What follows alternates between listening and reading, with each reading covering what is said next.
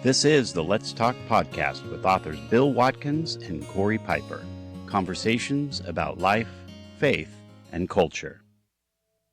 James Madison, pretty much the father of the Constitution, was talking about factionalism. And today that's a big cry. We got to get rid of factionalism. That's the last thing the founders wanted to get rid of, was factionalism. But now you look on the left, they want to give the state everything that they can.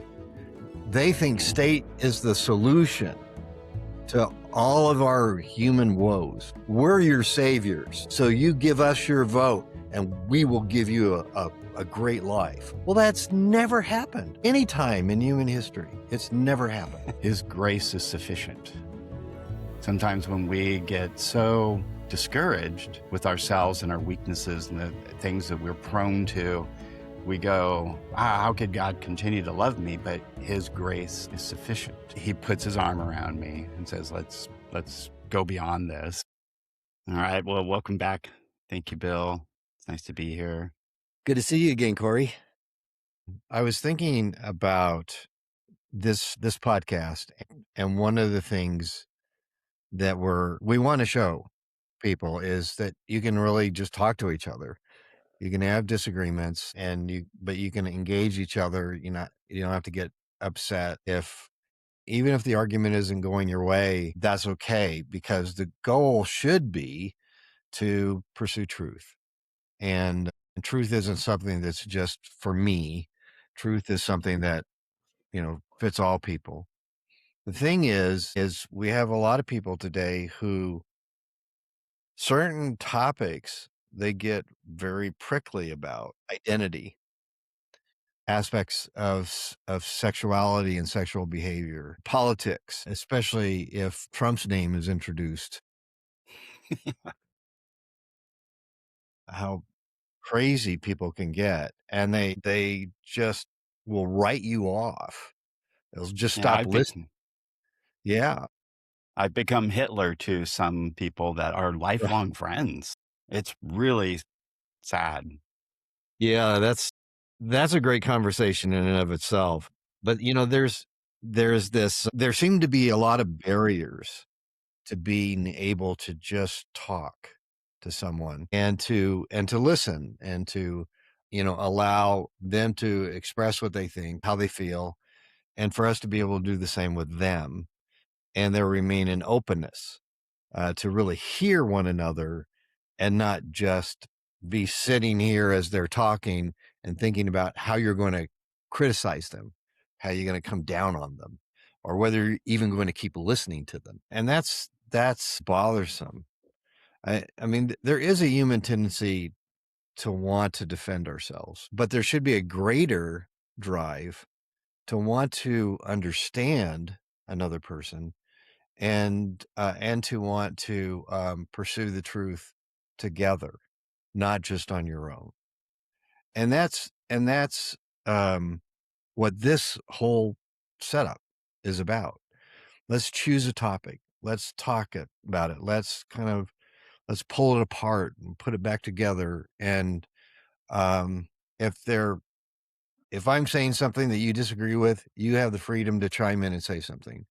If you're saying something that I disagree with, I also have that freedom. But I want to hear you first, just like you want to hear me first. And so I hope we're modeling something that would be attractive for people to want to try and pursue with other people they know. But at the same time, at some point we have to get to these obstacles to communication, at least in our day. Why sometimes it's so hard to be able to have a conversation with someone when they have a tendency to just want to write you off because you don't think exactly the way they do.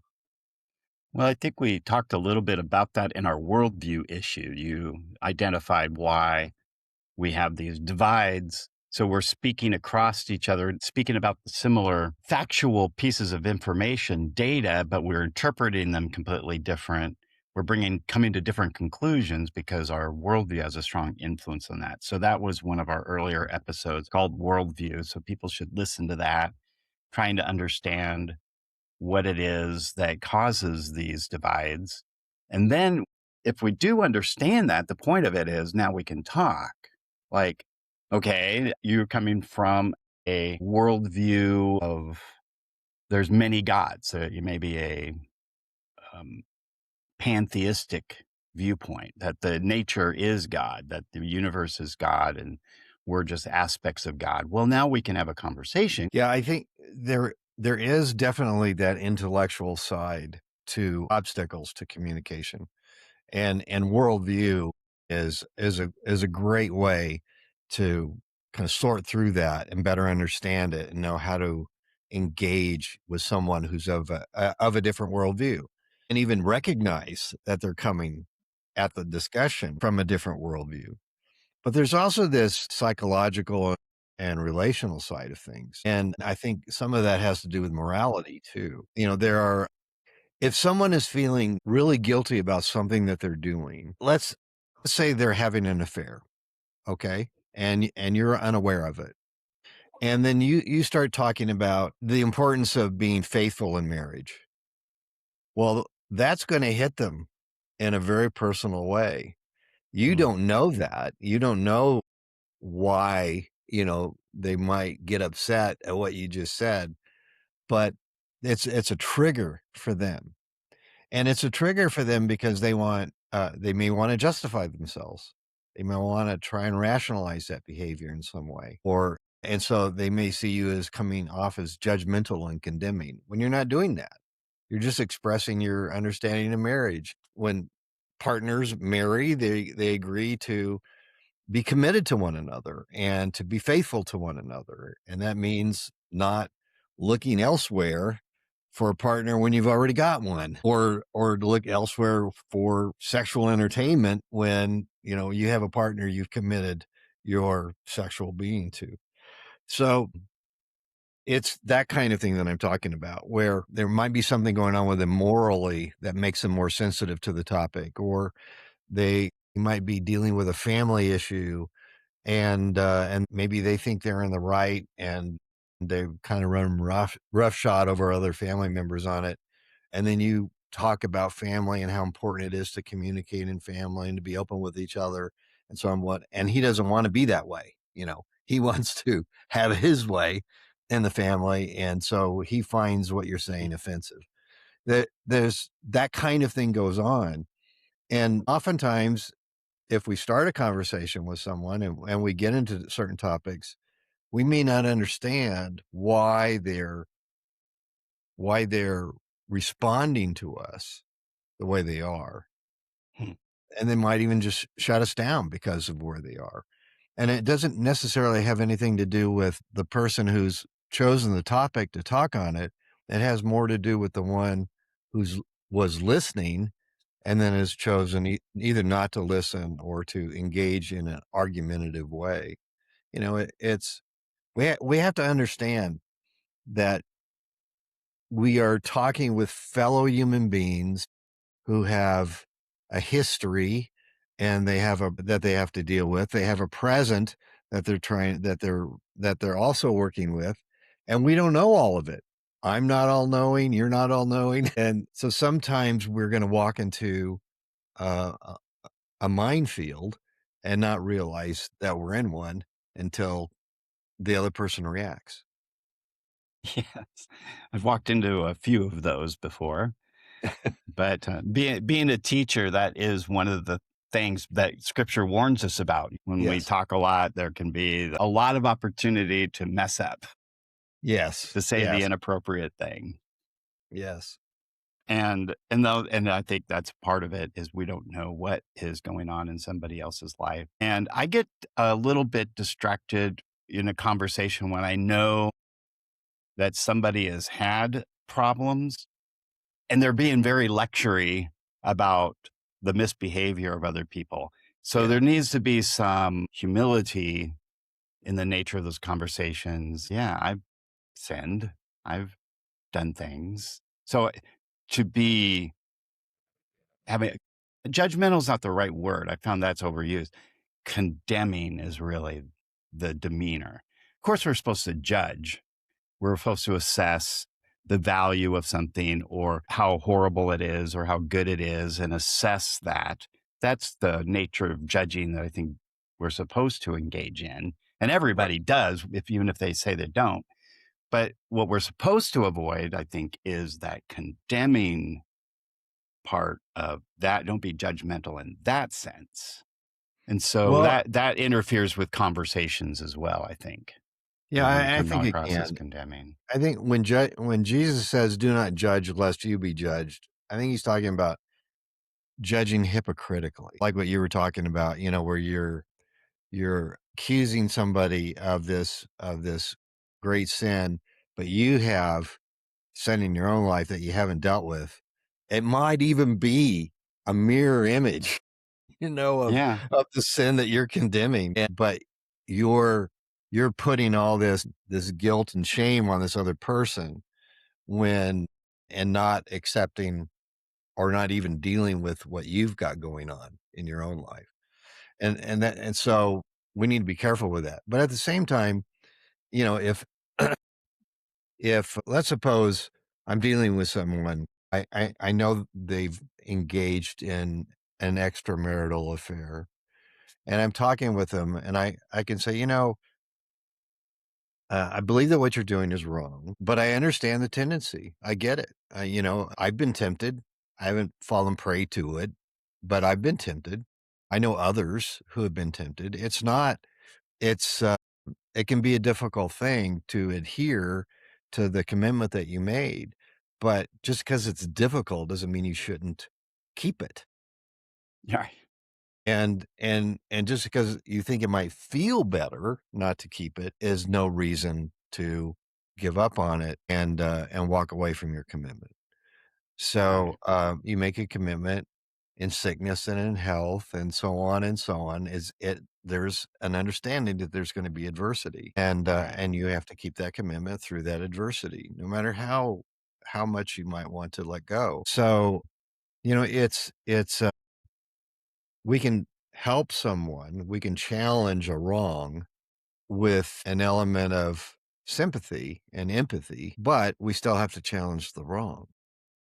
Yeah, that's exactly what Jesus talked about is when God, who has no sin, entered into flesh, 100% God, 100% man, he experienced the temptations yet never sinned.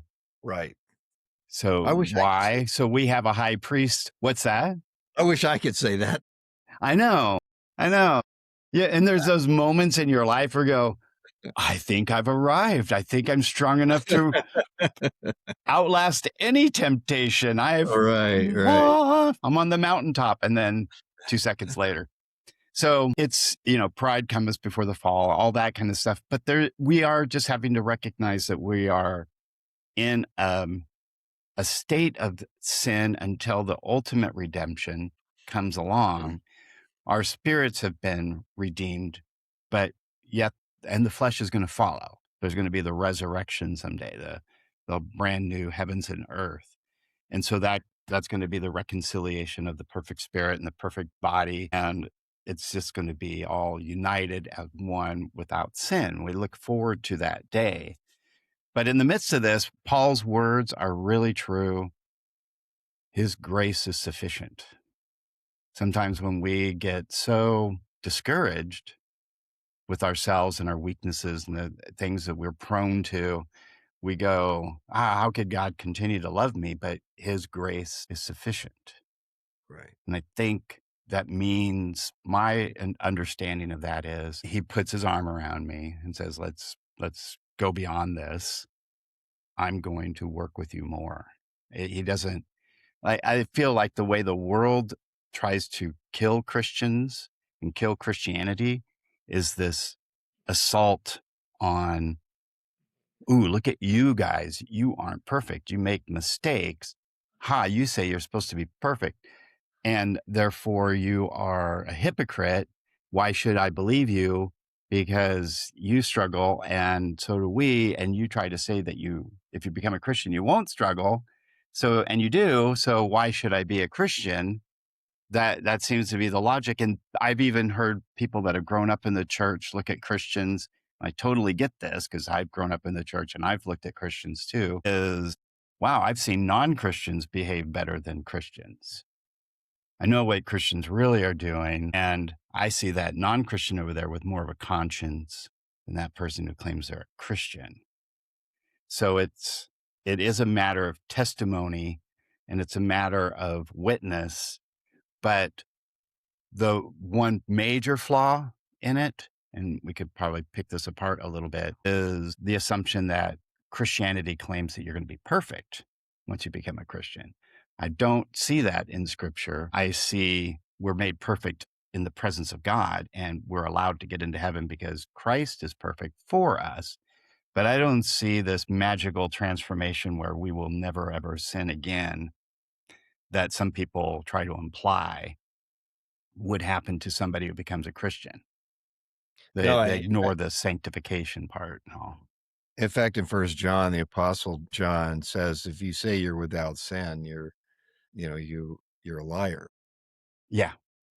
And that you've never sinned or that you will never sin. I think that is wrapped up in that whole category. That's the Right. reason we become Christians is because we see ourselves as sinners. Right, right. That argument, it just hit me as you were giving the typical argument against a Christian. Well, you're not perfect, or you claim to be perfect, but you aren't, and so you're not living up to the standard that you say. Doesn't that sound like the political argument against Hmm. America as being a great nation? How do you I mean, mean? Explain that. you could almost take what you were saying about sin and perfection and replace country and perfection, Hmm. and give, and it's the same argument. It's America's not perfect, therefore reject it all. Is that yeah, what you mean? yeah, Okay. yeah, yeah, the same thing. But It's a destructive argument. It's meant to it's very destroy, it's meant to cause people to hate Christians by, ooh, you don't live up to your own standards and you expect us to do what you want us to do? What in the world? So it's not meant to be um, corrective. It's meant to be destructive. And then what I see with what the response is for me as a Christian is, well, see, that's why I am a Christian because my Lord, Jesus Christ, sees even my hypocrisies and his grace is still sufficient. right, See, that's a beautiful comfort instead of a condemnation. That is something beautiful about Christianity that the enemy obviously would not want people to perceive. right. Yes, I love the way C.S. Lewis in his book The Problem of Pain, he talks about um uh he talks about pain in relationship to the Christian life, and he talks about how much God loves us in that context, and then he says he loves us so much, he loves us as we are, but he also loves us for what he knows he's going to make us be. And Hmm. so God loves us enough to not leave us where we are. And I think that's what, when Jesus tells Paul, in a my grace is sufficient for you. It's not that, hey, you have this affliction, you're going to stay in this affliction and that's it, you're going to just suffer as you are. But no, no, no, no.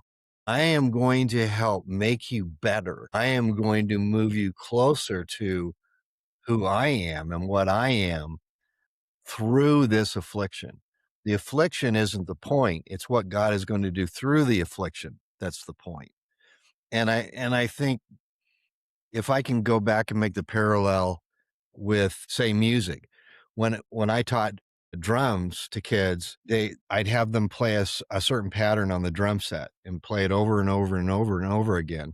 And then I'd have them get up from the drum set. I'd sit down and then say, now I'm going to play the same pattern that you did, but I'm going to show you some of the things you can do with it that I will also teach you to be able to do. And so I started doing some variations on the pattern, and they'd sit there, get big eyes, and they go, wow, that's really cool. And say, well, that's where I want to take you. That's Hmm. why you're learning this pattern. And I know it's hard, but you're learning this pattern. And when you get it down, this is where we're going to start to take it. So in other Hmm. words, I'm teaching you now this so I can take you from this point to this point. And, Brilliant. it's the same thing. I think when we think about it, since I saw this correlation with this argument against America, I want to take it back to that too. America starts with an experiment. There never been a government like what the founders set up. Three Right. branches of government, this balance of powers, and based upon the idea that human beings are selfish and human beings can misuse power. And when you get human beings together, it can get worse. So how can we divide up power in such a way that human beings won't be able to, it'll be harder for human beings to completely take over this government and run it just one way, run it roughshod over everybody else. And so they set up this government. Now, were the people who set it up perfect? No. Were they practicing everything that they said that it ought to be? No. Were they But they had a vision. They had a vision for what it could be. They put it down on paper. The colonists accepted it, and then we started moving in the direction of the Constitution and what the Declaration of Independence said about rights and government's relationship to rights. And so the history is messy. It's going to be messy. Pick any organization that humans are involved in and created. Pick any discipline that human beings have engaged in and tried to develop. Anything that human beings are involved in. It's always messy. But do you abandon it just because of that? That's Right. absurd. And what are you going to replace it with?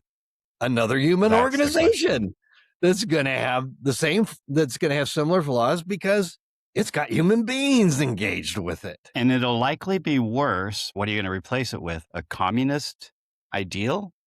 So there's a couple of points I wanted to make. I didn't mean to interrupt you, but going back to God's love and then coming back into America, I have a Yep. quote from James Madison in the Federalist Papers, number 10, that I wanted to strengthen your argument with. But I wanted to go back. G.K. Chesterton asked this very important question. Can one hate the world enough to change it? Can you hate what you see? Can you hate it enough to want to change it and yet love it enough to think it worth changing? Usually, when we see something like what we see with America or an individual, and you look at somebody that's just messed up their life, can I hate what they've done enough to want to change it, to help them? And Right. can I love that person enough to think them worth changing? It's like if we give up on somebody and we That's just right. want to throw it out, we don't really love it. We haven't, and Right. we're not really loving the person, just to kill that person, get rid of them. Right. That's where the love of God is so much more powerful because he looks at all of us, even while we're still sinners, says, Right. I love you enough. I still think you're worth changing. Now, Right. then we can get into personal responsibility and response to the message of God's love and all that. But he's demonstrated, he put his foot forward and says, I know that you're worth changing. I love you enough that I think you're worth changing. And he hates what we do enough to change it. Right. Those are very important. And so moving into the founding fathers idea of balance of power, James Madison, pretty much the father of the Constitution, was talking about factionalism. And today that's a big cry. We got to get rid of factionalism. That's the last thing the founders wanted to get rid of was factionalism. They were saying, okay, so factions, let's define it. He says, by a faction, I understand a number of citizens, whether amounting to a majority or a minority of the whole, who are united and actuated by some common impulse of passion or of interest adverse to the rights of other citizens or to the permanent and aggregate interests of the community. So there's going to be factions. There's going to be some people think this is what we should do for the betterment of everybody. And there's going to be other people that's no, we don't. We need to do this to improve the life for everybody. So that's what he defines as faction. And I think that's what we would all define as faction. But it wasn't the goal to eliminate faction. Right. Constitution wasn't meant to do that, because he said, here's the big problem. There's just two methods of dealing with factions. There's two methods of curing the mischief of factions. So they recognize factions cause problems. It's one, you have to remove its cause. So removing the cause of faction, well, then you don't have factions. So let's play this out logically. We don't want faction anymore. What do we need to do? We need to remove the cause of factions. So there's two ways you can get rid of those factions. One, destroy the liberty, which is essential to its existence. Just take everybody's rights away. We strong-handedly manage you and tell you what to believe, and you comply, or else. You can destroy liberty, no factions anymore. It's kind of the Big Brother 1984 model. Yeah. Now, wait a minute. Before you go on, Okay. I would say that's exactly where socialism and communism, totalitarianism, that's where it leads to the destruction of liberty. You just take it away. Yeah. Problem solved. No factions anymore. There's just unity. Yay. That's right. It's the iron hand of the state. Yes. As Orwell described 1984, he said essentially, it's a boot stomping on your face forever. Right. That's what totalitarianism is. Right. And Madison recognized that. The founders recognized that. They were dealing with that with England. Sure. So they said, okay, that's one way you can get rid of faction. Right. There's another way.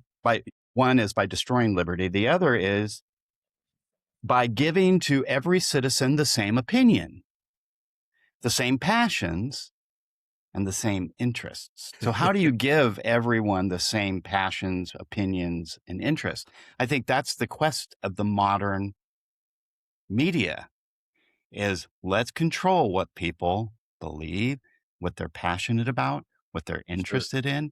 Let's take over their minds, put that mind virus in, and that'll get rid of factionalism. Right. Except it doesn't ever, because it ignores two things: that there really is a God who does exist, and it ignores that people resist that. We have an instinctive reaction against being manipulated that way. Right. And I think that's probably the best description of why Trump got elected, is because everybody knew we were being manipulated like crazy. We were being lied to, and everybody knew it. Now, the media pretended they weren't, and they've written, all sorts of defenses of what it is, and, Biden's mind and his mindset and all those kind of things. They were obviously pretending that didn't exist, and we all knew it. So that's what it ignores. When you try to make everybody have the same opinions, same passions and interests, and you try to manipulate people into it, we have a pretty good spidey sense of when we're being manipulated. Yeah. It's not perfect, of course, but I think that's overall what was going on. He says in conclusion of this, it could be more truly said than that of the first remedy, get rid of liberty, that it was worse than the disease. Liberty is to faction what air is to fire. If you maintain liberty, you're going to have factions. Right. So now, and you're not going to be able to manipulate people into the same opinion and religious beliefs and everybody get along. You can't do it. Okay. I think there's a big effort going on to do it. So, well, you what can you're only left do it. with- You can only do it by force. I mean, you have to do Yeah. it by propaganda and force.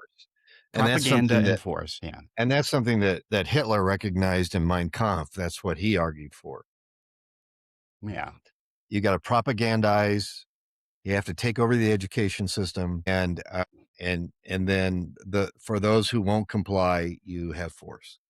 But then, so then manage, I don't need to go on to the details of the managing. So managing factions is actually the better solution. So accept the idea that we're imperfect and that we're going to be factional. We're going to have a lot of different opinions. Just Right. accept that as a reality. You're Right. never going to create a world where we all believe the same thing exactly the same way and have Right. the same opinions. So don't try to accomplish that. Just let that be and allow different factions to exist. So we manage them. So what does managing mean? You don't let a majority dominate the minority. That's what the Constitution was designed to do. As you go through the rest of Madison number 10, it's all about, and the other Federalist Papers, they're making the case that division of power is the best way to make sure that the minority view is protected, that the minority view doesn't have to submit to the majority view. That's the whole point of America. It isn't to see democracy, which the Democrats love to say, oh, we got to be a democracy. What they mean by that is we have to use the majority to cause the opposition to submit. Now Right. they've got to give up their opinion and their differences and Right. completely comply with what it is that we believe. That's democracy.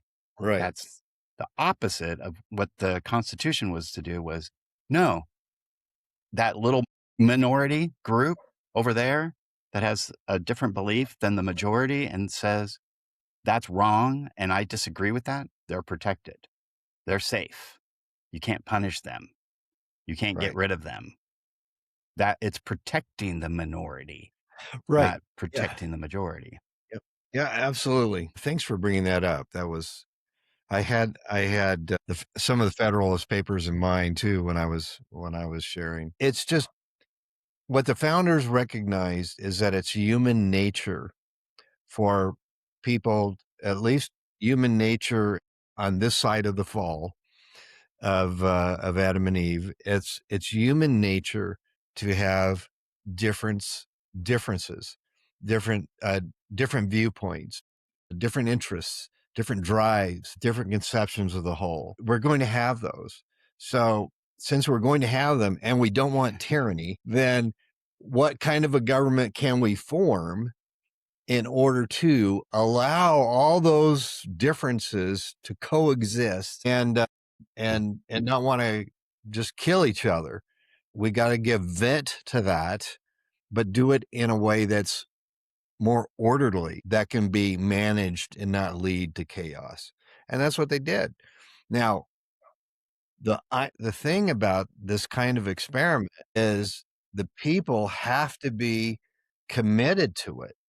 The people have to be committed to this way of government. And I what I see going on today is this argument being made that um, well, the founders weren't morally pure. The founders weren't consistent with everything that they said, and so the government system is inherently flawed. We need to get rid of it. We need to override it. And the what is very unclear.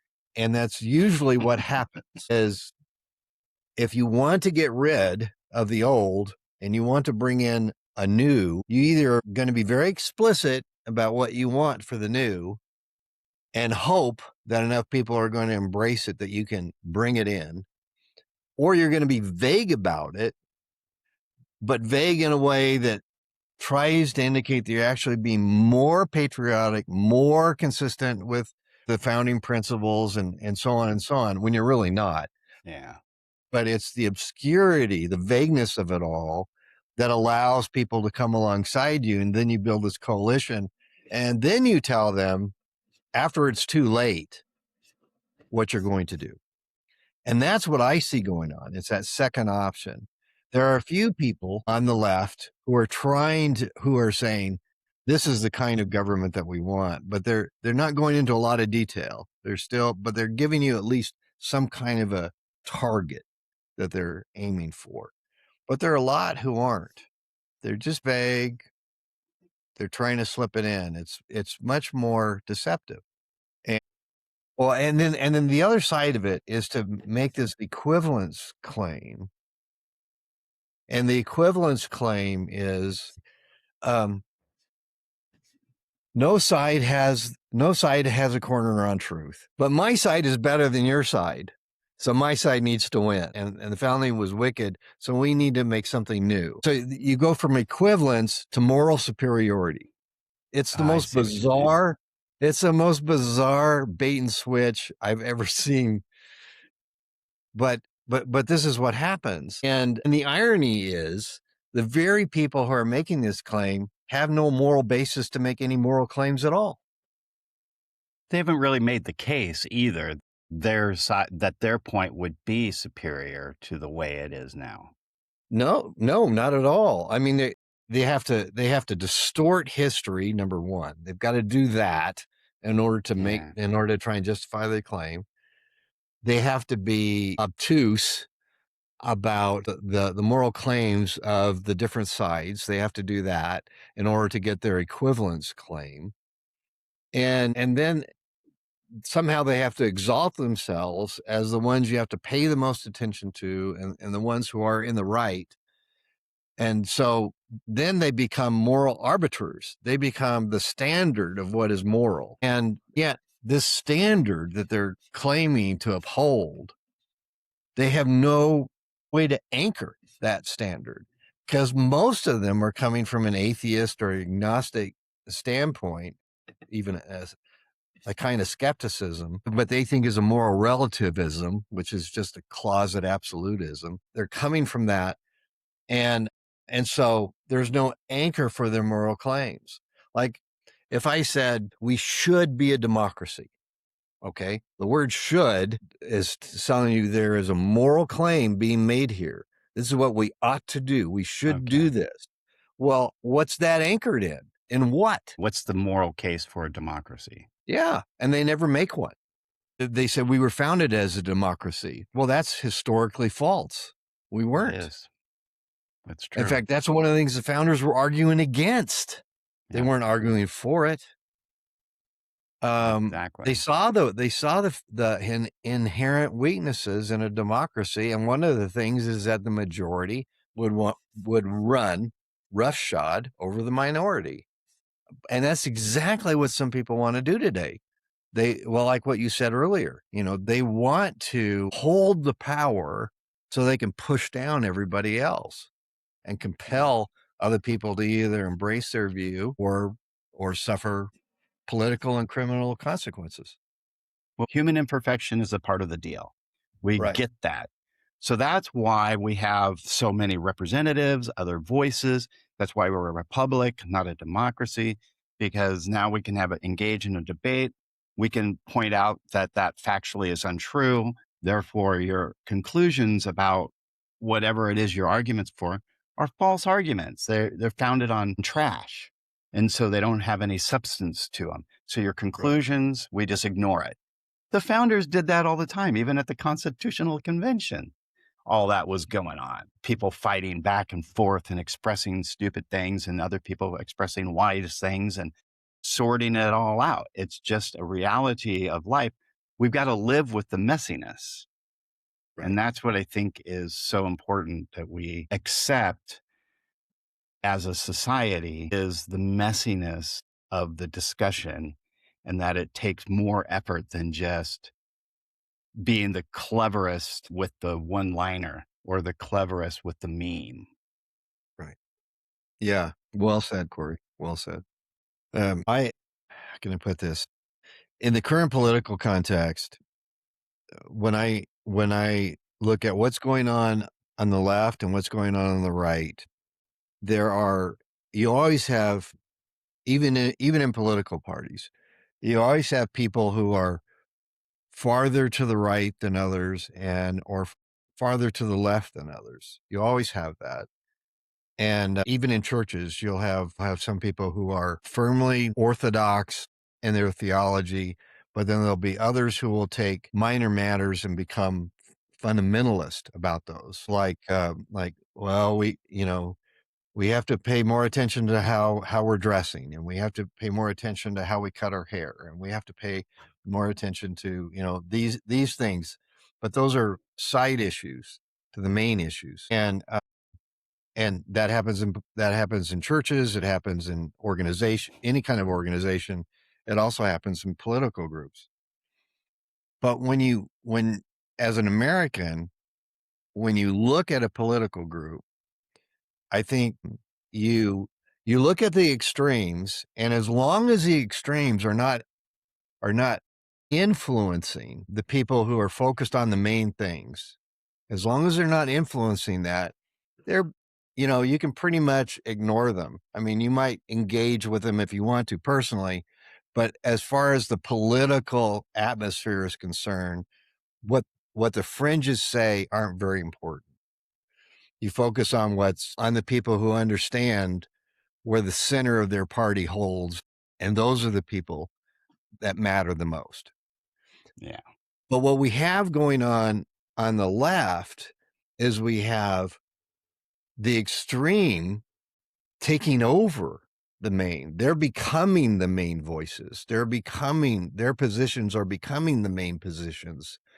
And so the communist socialist fringe is becoming the main part of the Democrat Party.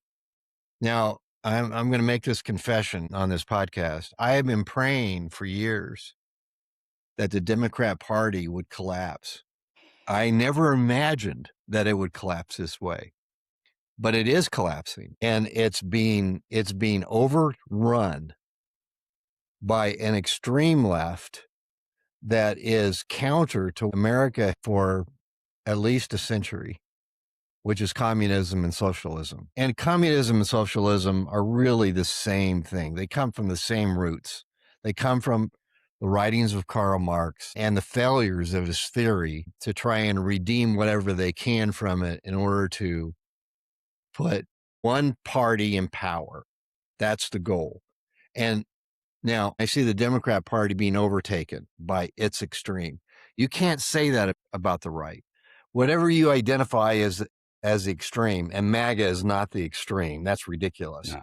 MAGA No. is just affirming what the Republican Party has affirmed almost since its founding in the 50s. The principles remain the same. The commitment to country remains the same. The patriotism remains the same.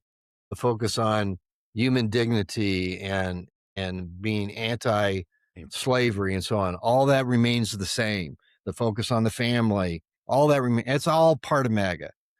So it's just absurd to paint MAGA as extreme. It's not. What would be extreme would be people on the right who claim to be Republican, who are truly fascist, or who claim to be Republican, who are truly bigots. Yeah, That that's the wolf in sheep's clothing tactic. I'll right, get elected by fooling right, Republicans to vote for me, thinking I'll right. sound like what they would vote for, but I'm really going to do other things. I'm going to do what the left wants. Exactly. And MAGA is not, I don't see MAGA susceptible to that fringe. I see MAGA opposed to that fringe. They want to adhere to human rights. They want to adhere to government being limited. They don't want government to become big like fascists want it to become big. They want to lessen government power. They want less regulation. They want, everything that would feed the state, MAGA doesn't want. Yeah, that want sovereign But individuals working together within the context of a nation. right. But now you look on the left, they want to feed the monster. They want to give the state everything that they can. They think Yeah. state is the solution to all of our human woes. And so it's become a pseudo church, a pseudo religion. It's this belief in the power and the wisdom led by those of us who are on the left who know better. We know how to run your life. We know how to solve your problems. We know what your family needs. We know how to handle the economic issues in your life. We're your saviors. So you give us your vote and we will give you a great life. Well, that's never happened any time in human history. It's never happened. And if we fall for it as a people, we are the most to be pitied Yeah. because we had a good form of government. We were going in a good direction. We were overcoming even some of the sins of the past. You know, we were improving as a country. And yet now the left wants Okay. to abolish it all, and they want it to be made in their image. I mean, think about that. What would be a state made in the image of Kamala Harris or Hakeem Jeffries, or Adam Schiff? I mean, for Mhm. goodness sakes, that sounds insane. And yet Okay. that, or even Zoran Mamdani, or Yeah. AOC. I mean, the idiocy. I'm sorry, I have to use that word. Just The historical ignorance, political ignorance, moral ignorance, ignorance of human nature. It's astounding. And to have people think that these are wise individuals or these are the well, I people do who they can really lead think us that? into a utopia is absurd. Yeah, do It's they just, really think that, though? Do they think Kamala is really wise? Do they think Mondani is really gonna solve all the problems, or are they just tools, like spokespeople that could be manipulated, faces? well, it's possible. It's possible. I mean, Lenin and Stalin, they had a word for people on the left who they were able to sway. They called them useful idiots. Yeah, that's very big with And, communism. It is. but now those who are proclaiming communism are in our own country. And I hope that more and more people on the left will open their eyes and see what's going on and will reject it. I hope that's what happens. Okay, Otherwise is we're in for a world of hurt as a country. well, I need to this is the question that's just coming to my mind. Is so the and this is a big debate, right? This was what Charlie Kirk was about, and what people who oppose Charlie Kirk, what they're concerned about is what is our role as Christians? And there is a rising movement of Christian statesmen, of the Yes. recognition that you and I have lived through a generation of pastors and philosophy of theology regarding the church and the state is to kind of stand down and just promote the gospel. But it seems like what's happened is the enemy has taken advantage of that and said, well, in that vacuum, now without people standing up for Christian values within the context of society, we're talking about justice, not, Right. what you watch on TV kind of ideas. It's more of the ideas of justice and mercy and not engaging in bribery. That's a big Christian value. Well, as we've stepped away, what's been happening is if we haven't called out those leaders for what it is that they're doing, and we have the right to do that in our country, and we've stepped aside, the vacuum has created what we have now, where the enemy's just now infiltrated everything. So, what do we do as Christians? This is a tricky path to go through because you can have the Christian ideologues that were like, let's just enforce Christianity and impose it. And that would go contradict the Federalist number 10, where you don't solve human problems by law, by imposing it down and forcing compliance to opinions. Christianity doesn't function by forcing people to Right. believe. To participate in religious practices means you're a Christian. No, it doesn't. The Bible does not teach that. I'm part of the Reformed movement. We saw similar patterns of behavior of the Catholic Church and we called it out and we got burned for it. We got lit Right. on fire for it. You could look at the first persecutions of the early Christians. They stood against the Roman authoritarianism, Right. religious and legal, and they got burned for it. They got lit on torches by Nero, the first Antichrist. And so it's really a pattern that we have. So, how do we correct course without doing that? Of course, we don't want that. That's nothing that interests us, and it can't happen because the reason it can't happen because you can't change somebody's heart that way. You know, you can't torture somebody, Big Brother style, into compliance and love of God. It's never going to happen because love is defined by willing submission to the one that you love and willing choice of the person that you love. I'm going to choose him because he's awesome. Not, well, he's going to kill me if I don't, so I guess I have to. That's not love. No, And no, it's so, not. how do we engage our culture now? What should be the new, how do we refresh course here? What do you think? Have you thought much about that?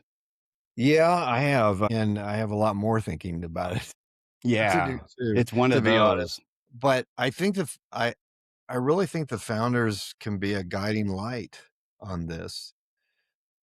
The vast majority of the founders were Christians.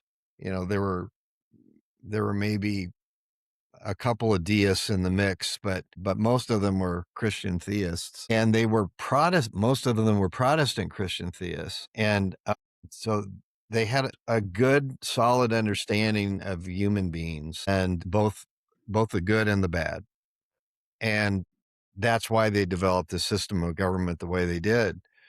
I I think what we need to do is, first of all, we need to really understand our history. I wish I could say the normal public school teacher is going to help you with that. It's not going to happen. You know, just write that off. Instead, I think people have to do their own homework and help their kids to do that too. And there's some really great resources out there now that you can get where you can teach your children the real history of the United States, not the rewritten stuff that's out there. And you can learn that history too, in case you've been propagandized and didn't even know it. So I think that's awfully critical. We've got to really learn our history. But the other thing we have to realize is, and we have to accept wholeheartedly, is that there is nothing, there is no human institution, no human organization on earth that's none. That's because none of us are perfect. And to expect that, to demand that from an organization or from a group or from any human being, except for Jesus, is absurd. We have to let go of that and instead recognize, hey, look, we all have weaknesses, but we also have strengths. And your strengths are going to be different from mine, and my strengths are going to be different from somebody else's. But and our weaknesses, actually, we probably have something. Our weaknesses are probably more similar between us than our Yeah, strengths are. that's what unites us. We're weak.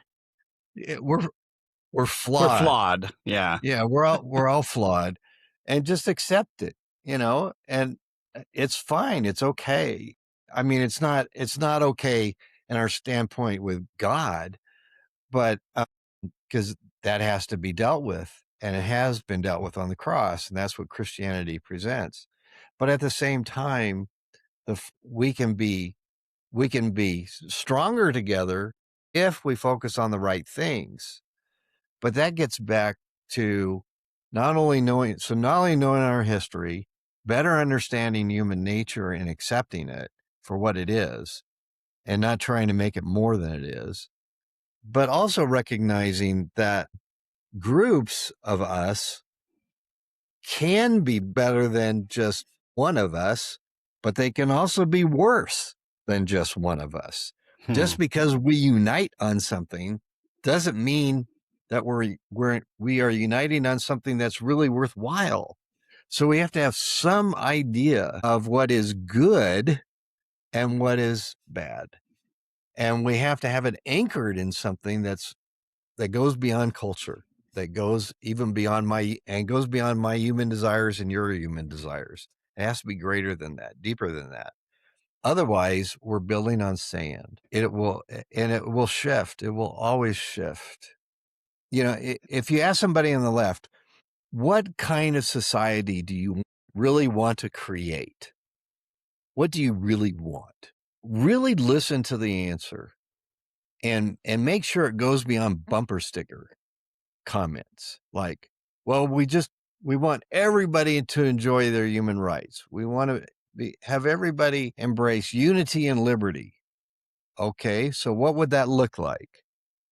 You have to keep pushing. What would that look like? What would that look like? What would that requirement what would that requirement in terms of government? What would that require in terms of locals being able to get along with each other in their neighborhoods? I mean, take me from the neighborhood all the way up to the federal government. What would that look like and what would it take to achieve that?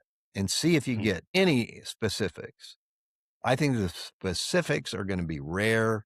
They're going to be general. They're going to be vague because they don't know how to do it either. They have this generalized idea, but they really don't know how to get there other than to try and compel you to accept what they believe. Hmm. To compel you to accept what they believe. So eradication of factionalism seems to be one of their goals. Yes. Like, we do And we not have want anybody to think differently, which is the communist ideal as expressed in their 10 statements. That is what Marx wants, is state-run education, and everybody has to comply. They're unhappy unless everybody is under the umbrella of the state, but their vague visualization is the utopian ideal. I'm actually starting to dig into utopian literature yeah. that's in the ancient world, from the original Utopia by Thomas More all the way to modern utopian visions. And one of the interesting things, there's two that I think fascinate me, is Jonathan Swift's Gulliver's Travels is a utopian vision. He's exploring different models of government, and the ideal was the one run by the horses. That they were the wisest. Then you have Star Trek. Science fiction explores this ideal of a utopian type society. So it's also an exploration of a lot of different cultures and different types of behavior amongst people and how they decide to function. And is that good or bad? Does it lead to justice or does it lead to injustice?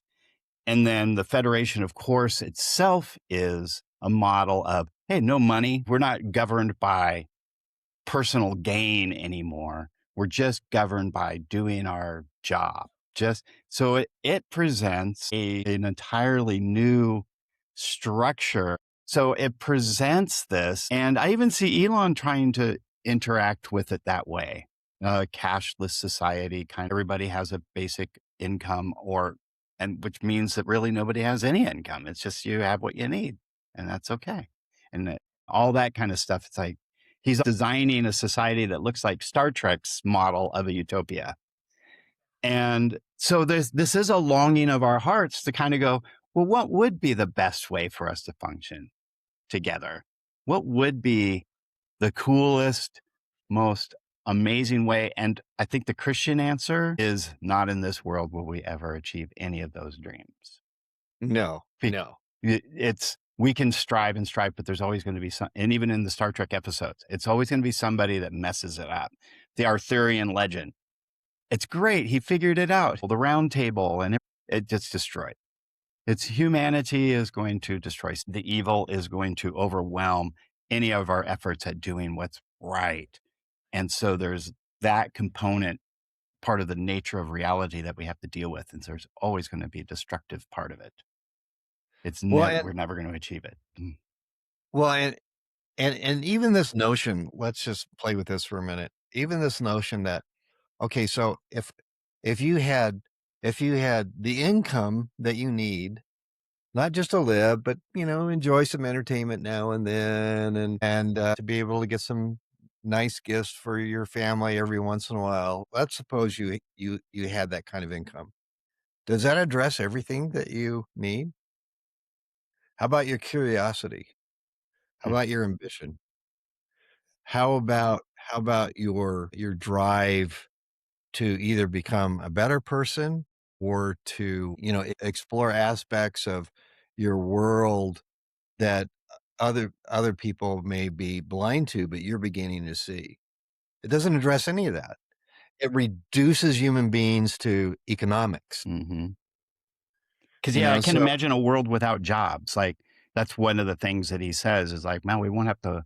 I think what he means by that, we won't have to work for our sustenance, like, we will have the food we need and the lodging we need, and we won't have to so struggle for with some that. people, they'll love that because they love to be lazy, right?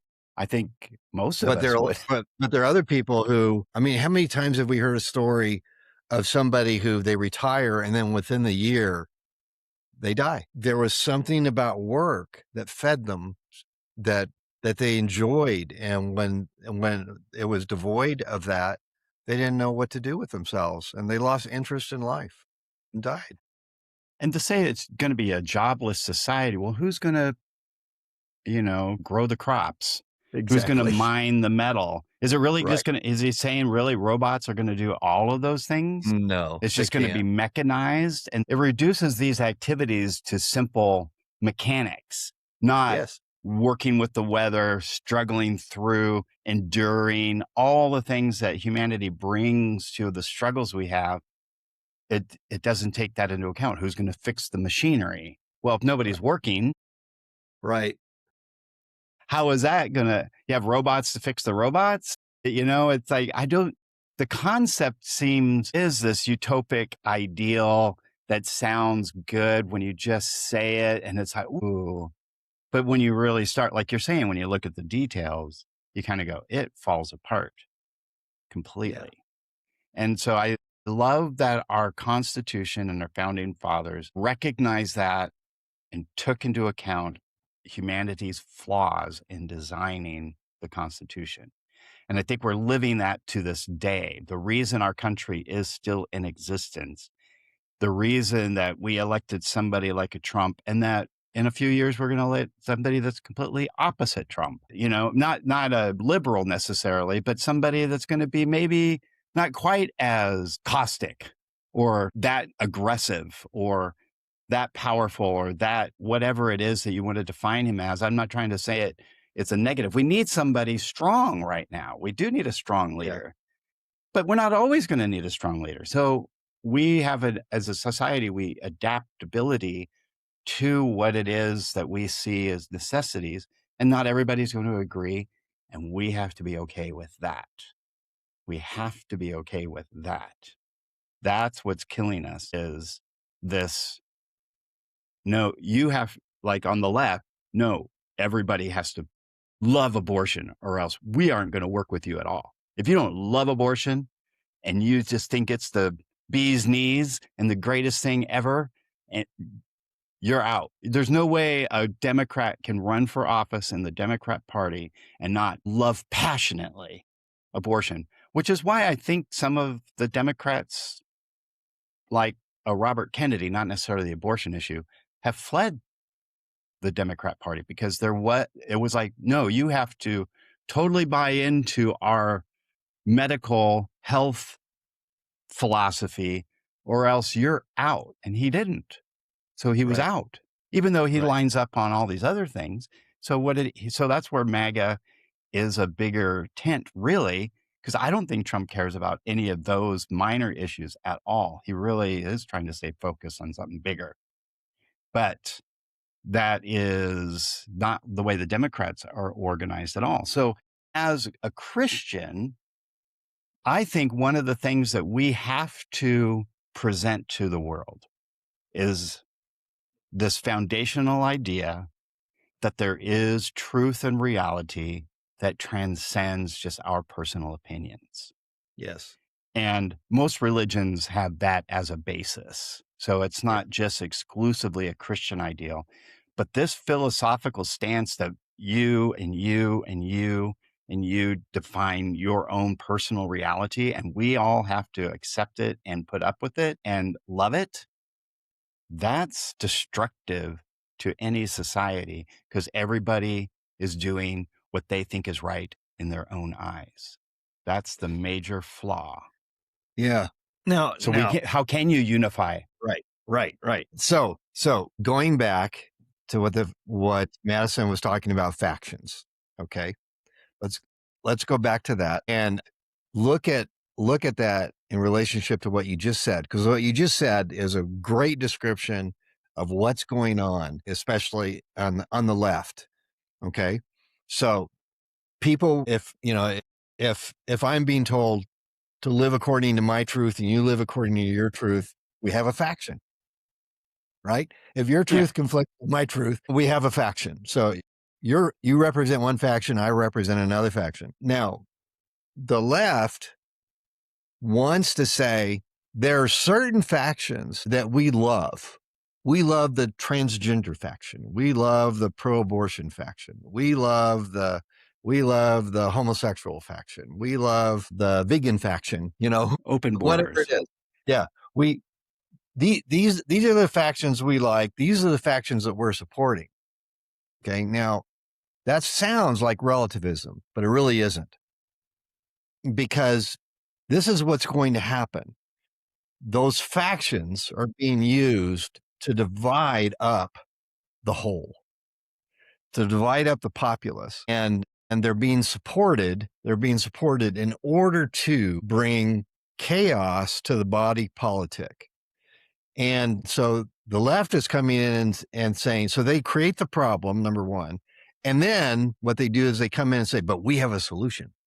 We want to give the government the power to support all of you in your different factionness, except there are certain factions that we don't want.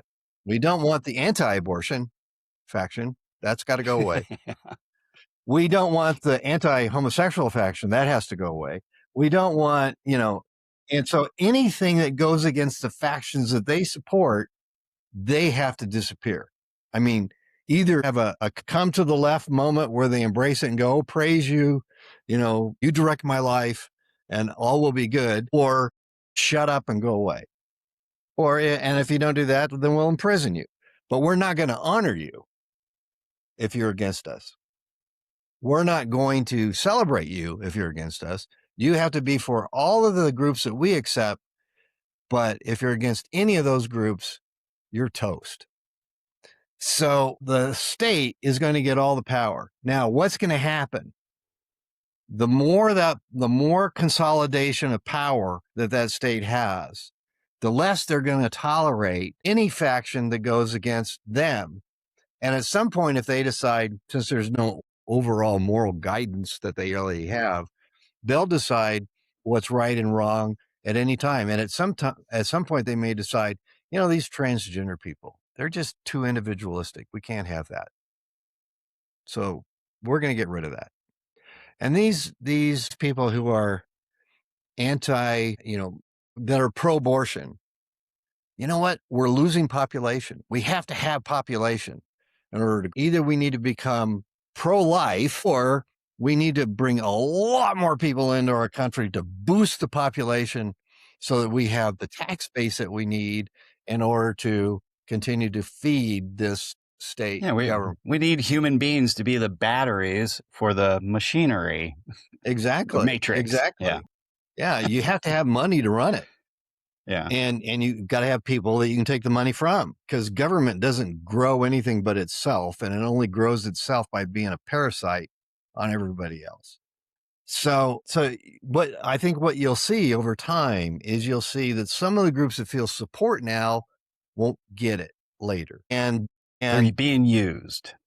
yeah, I think some of these people are just being used. And whether that's on the minds of those who are saying these things, who are leading the party right now, maybe some of them do get it, do realize that they're just using these people. And maybe some of them actually think they're trying to create something better. But their better is always in terms of what the state can deliver, never in terms of what locals can do, what they can do to help one another, to support one another, to encourage each other, to create product that everybody needs and that kind of thing. They're Well, looking at state solutions. They're not looking at bottom up solutions. and so here we go. This is where I think Christianity is the solution. Is we are the ones that believe in individual responsibility and obedience to God and certain behaviors, we're supposed to be generous with the money that we make. When we see somebody in need, we're supposed to help that person. Right. We're obligated to that. As non Christians, if what they try to do is they see that as an important value, so they want to impose laws to compel people to do that, taxation, and then you have the reliance upon the state, go to the government for your needs, not to God or not to that church down the street or that synagogue or whatever it might be in your area to help that helps people that are in need, then you really are constructing a top down compassion. What Christianity is saying, we That's have right. to start at the foundation of compassion, where myself as an individual, God sees me as an individual, not as a collective. I'm one part of the body, not the Right. body. I'm one part and I have just as much value as that other part over there. So we're Right. equally valuable in the eyes of God. We have our different roles, but I'm accountable to God for how I fulfill my role. So as I'm living as a true human, individual empowered by God to live a life that's in accordance with his original design as Mm-hmm. best as I can, strengthened by him, and Mm-hmm. you are, and that person over there is, that's what infiltrates society and then influences the laws that we make that govern us. And I don't mean laws like, well, you like sometimes in England, go to church, or if you don't, you get fined. Not those kind of superficial behavior laws that superficially enforce unity. Those kind of laws like not stealing, and then there's consequences for that. Very generic overarching, what is murder? What's constitute murder? How do we justly deal with a person who has Right. committed a crime of stealing or things that are generically understood to be against the law in most civilized countries? And recognize that as built into our nature and that we're trying to enforce those things. So bribery laws, etc. And I really find it disconcerting and disheartening that we keep electing officials that have been truly proven to be completely not just immoral, but have been misbehaving and manipulating laws for their own personal advantage. Mm-hmm. Why don't we may not be able to arrest them for it. Why don't we vote them out for it? I think that's where we as Christians need to rise up and pay attention. We have to stop ignoring these things and pretending like, ooh, that's not a Christian thing to do. No, we're supposed to say that's wrong, this is right, that's good for everybody when we do that. Yeah, I definitely think we need to do that as Christians. To go back to your question earlier, what is it that Christians can do? When Christians talk about, well, we just need to focus on the gospel. Well, my question has always been, so what in your mind is the gospel? And the response I get back is usually, well, that Jesus came to die for the sins of all, and if we accept Jesus by faith, each individual accepts Jesus by faith, then they will be saved. And then the next question I ask them is, then what is salvation? And they said, well, I just explained it. That's what at least most Protestants will say. And I'll say, no, you haven't. He said that's only the beginning of it. Salvation is full blown. Salvation is not only salvation from the penalty of sin, which is what they had just described, but salvation is also from the power of sin, which is daily. So uh, and that's the process of sanctification. God is in the process of transforming us and making us more like his son, which means that we're becoming more holy. And that's not an immediate process. That happens over time. And then at the end, he's going to save us even from the presence of sin. That's where we have a new heavens and a new earth. So salvation is holistic. It's not only our soul, it's our body. It's all the powers that we have, power of intellect, emotion, and will. It includes everything about us. In fact, even the image of God isn't just about one part of us. It's about the image is what we are. I am an image bearer. It's not something part of me that images God. It's me as a whole that images God. Genesis, when it says, oftentimes it's translated to make man in the image of God, that word in is the Hebrew word bay.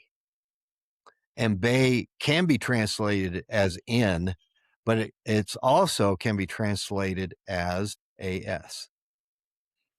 We're created as the image of God.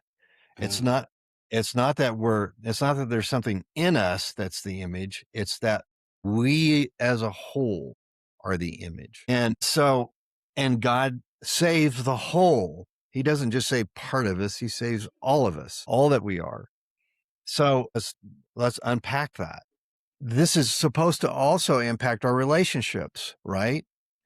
And one of our relationships is to government, whatever that government is, whether the American system or it's a communist system or it's a dictatorship. It doesn't make any difference.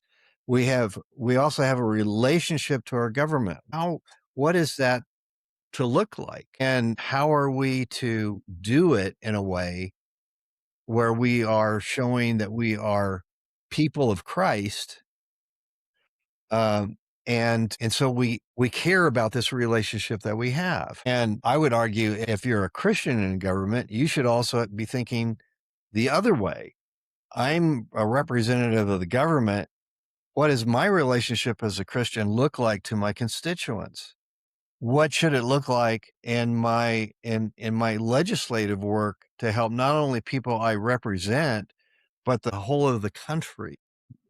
Are my decisions consistent with my Christian worldview, or are they inconsistent? So I think we should do this too. My relationship with business or my relationship with the city council and our Christian understanding of relationship should influence the whole, not just little slices like at church or in my Bible study group or with my wife or with my children.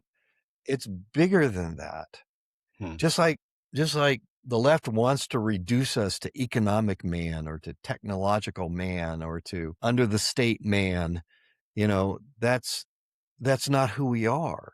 We're bigger than that. And I think as Christians, Programmable, man. we need to think bigger than that. The gospel is not just about my salvation.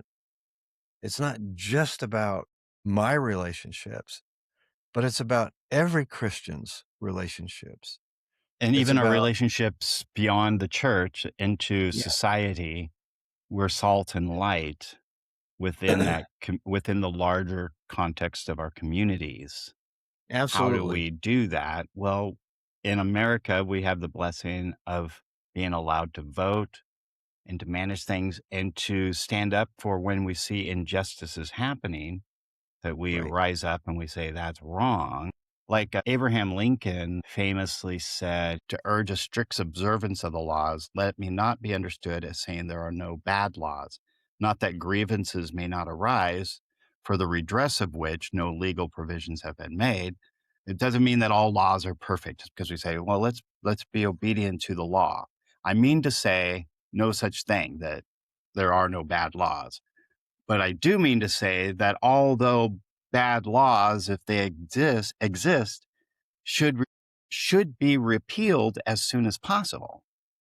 So we Right. need to be engaged in that. So we are supposed to obey the laws, but we have a special influence and opportunity as Christians to repeal those bad laws and instill laws that will lead to justice and get rid of injustice. It's horrifying to me. I remember hearing about a law where a guy was a participant in a theft, and he was like the driver of the car, the getaway car, and he's in jail perpetually for years and years and years. It was his first offense. And there were some legislators, this was in Colorado, working to try to get the judges to allow him to give him an exemption, but there was the law, and the judge has to go by the law. Well, that's what legislators are supposed to do is, okay, this is a bad law. This is leading to injustice. We need to alter this so that a poor Right. soul like this, poor human being, have his life destroyed with one stupid mistake that he probably didn't even realize what he was participating in, is now completely wiped out. Why is that just? We as Christians should be involved in that, right? That's We right. should be in those halls of Congress saying that was right, this is wrong. We need to be involved. Like Lincoln said, the best way to get a bad law repealed is to Right. enforce it strictly. Be so, okay, that judge may be like, I want this law changed. So I'm just Right. going to look at this guy's life ruined. You guys have to change it.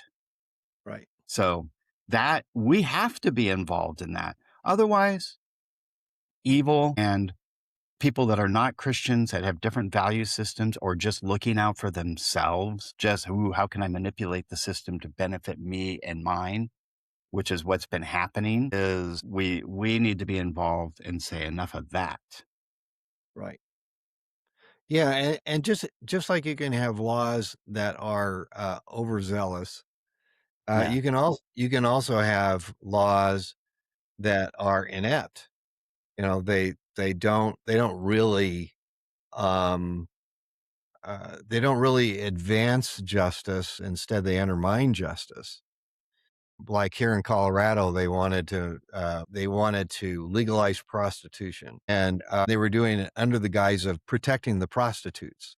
There was a lot of backlash, and it was eventually dropped. They didn't turn it into a law. But you get things like this where the law just isn't perfect, and we're never going to make it perfect, but we can move towards something that is better than what it is now. This idea that if we can't do it well, we shouldn't do it at all is ridiculous. If we can do it, even if we can't do it well, we can at least do it better than it was before. And Or that's that a our faith should good just, thing. yeah, or that our faith should just be applied to within the context of the church, Right. as if that's why God saved us, was just for there. That's a training ground. The church is the training ground to help people who have believed to be mature enough to make a difference in their world. Right. That's kind of our whole mission. It's what we're about, to be a light and salt to the world. Like James said, so you say you have your faith. Well, that's fine. But I think that's ridiculous, because how do I know you have faith unless you are doing works, unless you're actually Right. putting it into action, kind of a Right. thing. And so I think what's happened is the movement of the church in the last 40 years has been to try to hey, just tamp down on our involvement in politics. I think that's contradicting what James means by putting our faith into action. Now, the other side of this is the idea of, are we to be okay with, as Christians, warfare? Because there is a pacifist version of Christianity that won't even allow Christians, members of their sect of Christianity, to join police officers or policing. Like any idea of the use of force in order to cause a criminal to stop is wrong. Or so same thing with government, is that may be what government's supposed to do under God's sovereignty. But me as a Christian, and that's particular kind of pacifist Christian, should never engage or support anything that has to do with violence in the world itself. And I don't know if we can unpack that in the time we have, but why not try? Well, I think it's a good question, and I'll just give my view of it. I don't. If we're going to get more involved in the political arena, I think we need to do it through our Christian lens, with our Christian understanding of right and wrong and of reality. But at the same time, recognizing that there are going to be some differences among fellow Christians. And it's always been the case in church history. There's never been a total unanimity among Christians on a wide variety of things. But we have hammered out what are the essentials of the faith. And so, as long as brothers and sisters in the faith adhere to the essentials, And like Jesus is the incarnate Son of God. He died on the cross for our sins. He rose from the dead and conquered death. He ascended into heaven. You know, these are essentials of the faith. They're not all of them, but these are Yeah. essentials. But as long as we focus on those things, then we can have fellowship with each other. But there are going to be some things like war, for example, that where there has just never been agreement in the church among Christians on it. You have pacifists, you have just war theorists, which is where I land, and you Yeah. have activists. Only the pacifists will say that a Christian cannot carry a weapon and fight in a war. What was that movie? It was not too long ago, came out Oh, about a yeah. guy who Christian and he went into the medical side. He would not carry a weapon.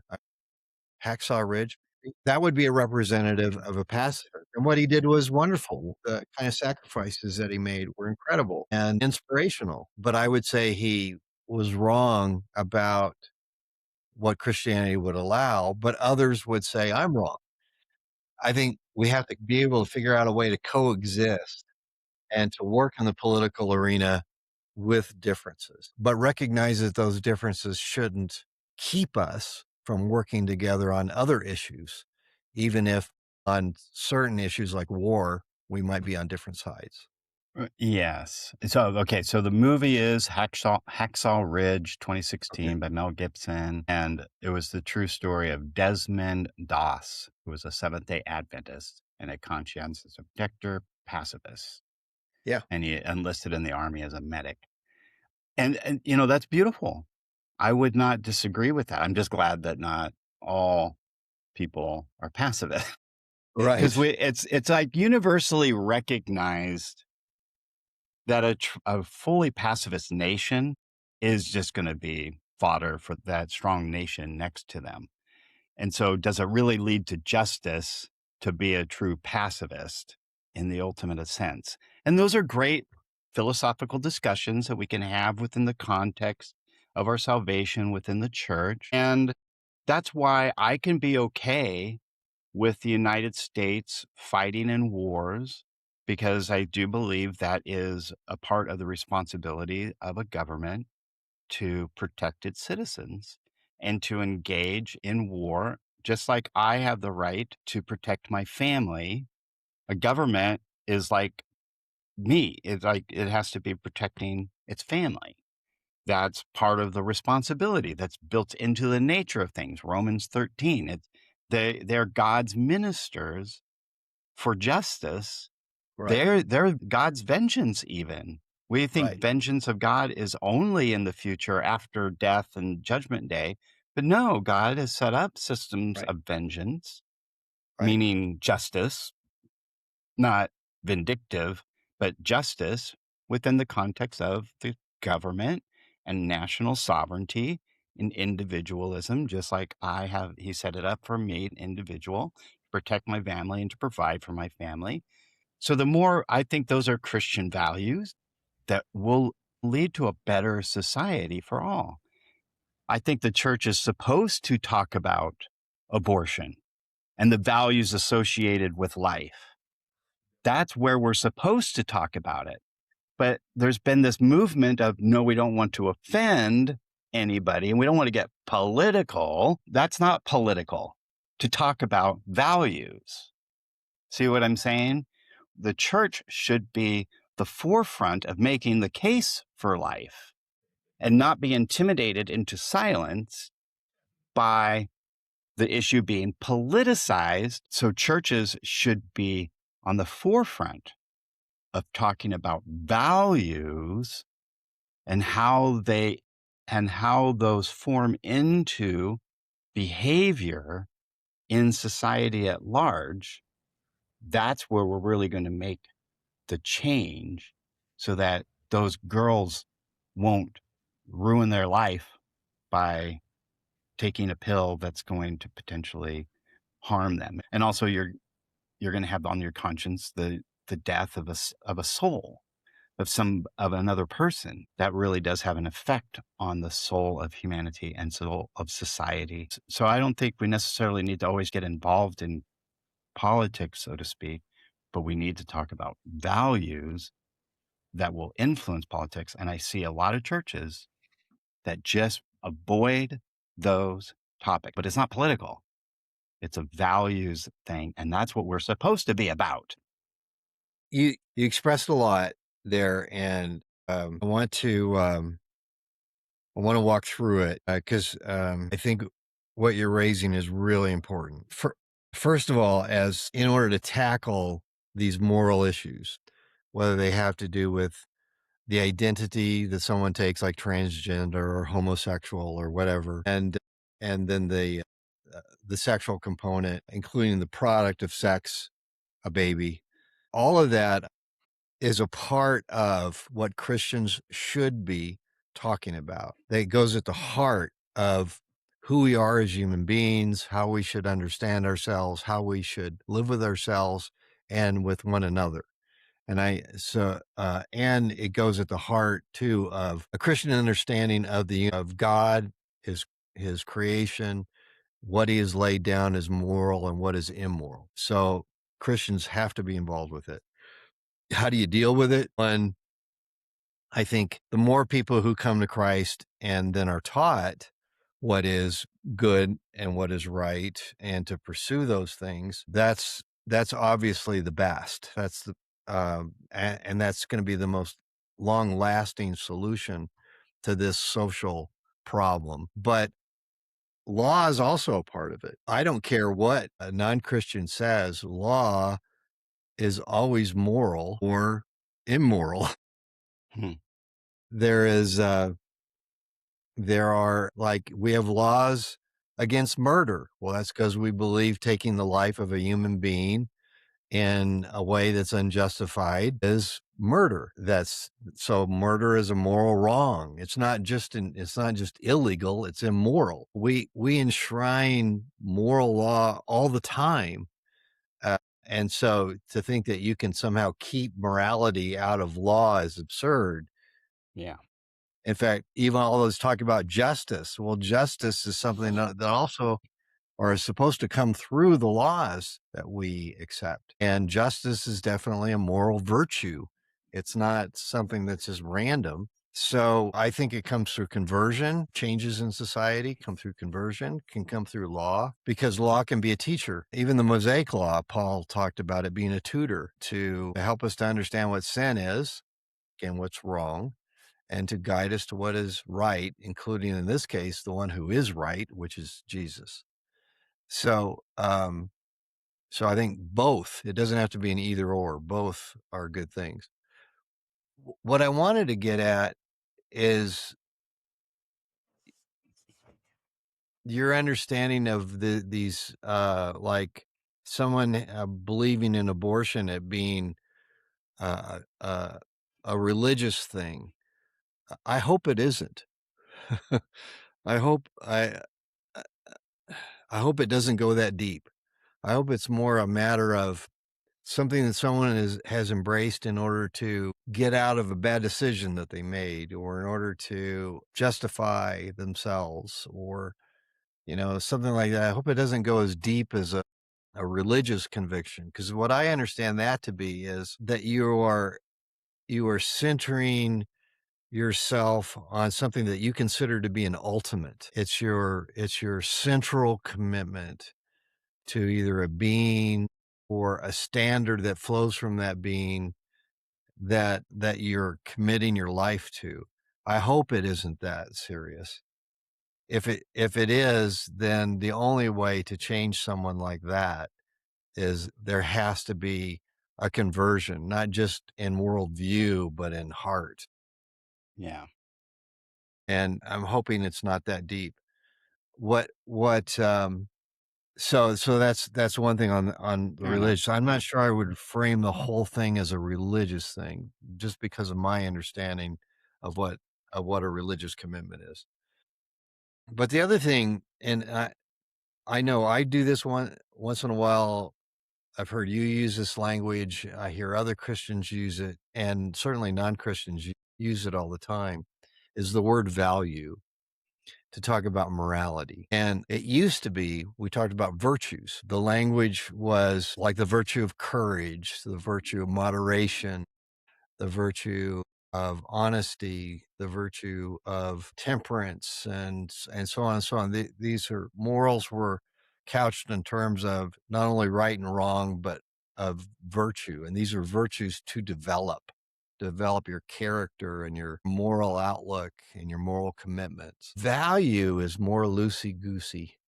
Value is can be just something that I think is important, but it may not be a permanence. Like I really value a certain kind of a hammer. I really like the way the maker makes these hammers, and I think they have a great head to them and a great handle to them, and, I really and it's a good value because they're selling now at a better price. You see how value is being used there?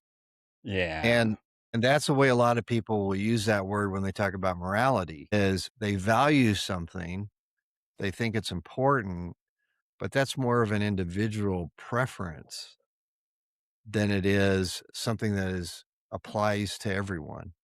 So it's used to relativize moral discussions. And so I kind of bristle when I hear it. What I want to do is I want to talk about moral standards, not moral values.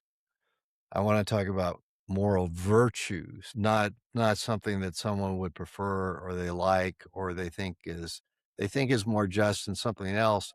But when you ask them what justice is, they can't tell you. Well, I guess No. what I see virtue as is the way that somebody maintains their values. What do they do to promote their values? So I do look at values as kind of, I think how you were defining it, what um, the thing that we hold most dear. It's uh, our own life. It's wrapped up in our purpose. It's what we value. We put esteem to it. And virtue then is a way in which we maintain our values and sustain them or defend them, promote them. So when I think of Christian values of like self-sacrifice for the right reasons, not just being somebody that everybody gets walks over, but the right reasons of looking out for that person. That's a value. And my virtue then is my courage or enactment, my actions that put those values into play. I Okay. think Yeah, I can see that. so. Values then is what I'm defending. So it's the core. So that's what they're defending. And they'll put virtue into defending those things. And Okay. so yeah, whether they're religiously defined or that powerful or that deep, it seems like when they're celebrating and cheering abortion, that seems rather like a worship service to me. So they seem to be pretty happy that That's a good that point. value is being promoted even through legal systems. Okay. So I think we might be more on the same page on that, but it's one of those difficult ones to articulate, I think. Yeah, I'm moving more toward the language of law and standard and virtue and away from value. I think I there do is a like moral law, I guess like that's the what I biblical. mean by value is the moral law. And Yeah, but see, we I we don't get think the ours word. from so sorry. I can see what you mean by you value something, so you grant it worth. But see, to me, that sounds still more personal. It's something that I value. It's something that I give worth to. But law is something that is outside of me. Hmm. It's, I mean, like Paul talks about the law written on the heart. Well, but it's so this objective standard is also a part of my being. It's what I've been it's what I'm oriented to, whether I like it or not. And my conscience then bears witness, right? Either convicting Yeah. me or encouraging me, strengthening me in that direction. Yeah, let me also um, look at it this way. When I first entered philosophy, one of the things that I wanted to find out is what could reason prove and what could reason not prove. I wanted to see how far reason could go. And I was a Christian by this time, so I was curious. If I didn't assume that there is a God, how far could reason take me? And when it came to the whole issue of ethics, this is what I concluded. I concluded that reason is insufficient by itself to establish an ethical system that that all human beings could live by. What I concluded was what reason actually came up against was an ethical system that was already there, an ethical law that was already there. And in other words, like at the end of The Abolition of Man, C.S. Lewis has several appendices showing like the law of beneficence and the law of honesty and the law of different things. And he shows how these different cultures have supported these laws or expressed these laws. But it's a law that's already embedded in reality. It's embedded in me. It's embedded in you. It's embedded in all human beings. It's this moral law. Philosophers call it the natural law or the natural moral law. That's what reason finally recognizes is there's already something there. Reason doesn't create it. Reason discovers it. Okay. And it's something that we don't always accept it. We break it. But when we do it, our conscience convicts us. I also think the spirit is at work in all of us, also helping us to either feel affirmed or judged as a result of our adherence to or disobedience of that moral law that is written inside of all of us. So I think it's like mathematics. We discover mathematical order. We discover mathematical formulas and so on. We don't. It's not something that we create. It's something that we discover, and then we learn how to express it mathematically. It's like a lot of things in life that like we're born into a world we did not create. I'm born into a culture I didn't make. I'm born to parents I didn't choose. You know, we're born into something and we spend a lot of our lives trying to discover it and make sense of it. I think it's the same thing with the moral law. I 100% agree. I think that's the issue too that I think we need to that's what the church is here for, is to point that out to people. Because we do live in a world where people are creating their own sets of values based upon their Right. own opinions and the influences that they've allowed into their lives or whatever, whatever the propaganda is of the time. And they're allowing them, they are, in a way, they are living with a philosophy that they can choose their own moral code, their own moral law code, and their own value system represented by those laws. And you can't. So Right. they're in opposition to that which is fundamentally true, embedded into the very nature of us. They don't accept that idea. And that's the challenge we have. That's what the church should be promoting. That's, that transcends people running for office and going into politics and making laws that align with that. That, but that does follow the transformation that we become people that are now aligned with justice. And when we see an injustice in our laws, we should be involved in transforming that. Murder is on the books, but we Right. haven't defined personhood. Right. So when does life begin? Who deserves to be protected by that law that murder is wrong?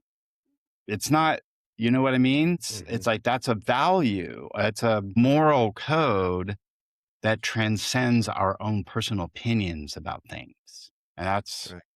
I think we're in 100, I think we're in agreement on that. Does Yeah. that reflect Yeah. what you're saying? For sure. Yeah. Yeah. Yeah. Absolutely.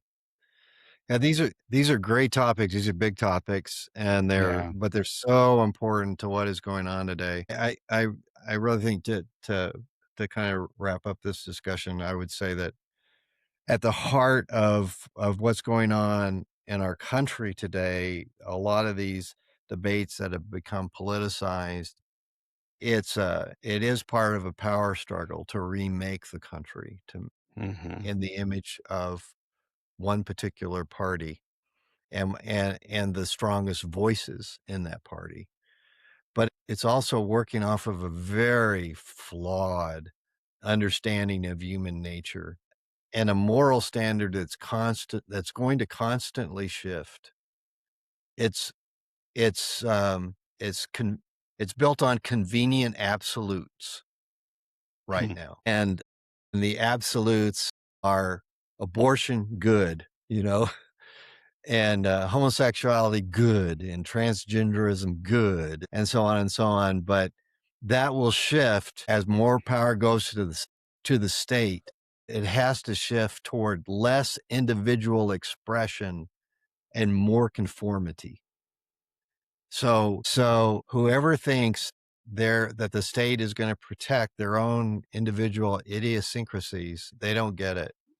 Yeah. They don't really understand what's going on, and I just hope that those voices don't win out in our culture. I hope they lose, because if they do win, we're going to have a very different kind of country than we've ever had before. Well, there we go.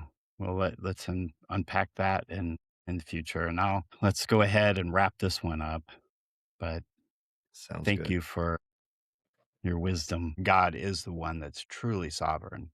If there's anything I appreciate about John Calvin's theology, there's a lot that I have concerns about, but he really emphasized, hey, God is the one that's ultimately sovereign and control, and he's managing it. We're going to be okay in the long run. Yeah. Right, and he's right. He's right about Yeah. that. Yeah. All right. Well, God bless. Thank you, sir. I'll end this now. Bye bye. Bye bye. Well, that's all for this episode of Let's Talk. Bill Watkins and I, Corey Piper, thank you for joining us. We started our conversations together over 20 years ago in the hallway of a school, and we've never stopped talking. We're happy that you're going to be joining us. No sermons, just honest discussions. If this sparks something in you, hit that follow button so you never miss an episode. Also, share this with a friend who's wrestling with the same questions. We're all in this together. And please drop a 5-star review if we're helping you think more deeply. It fuels the algorithm and spreads the dialogue. Until next time, keep reasoning, keep growing. See you soon.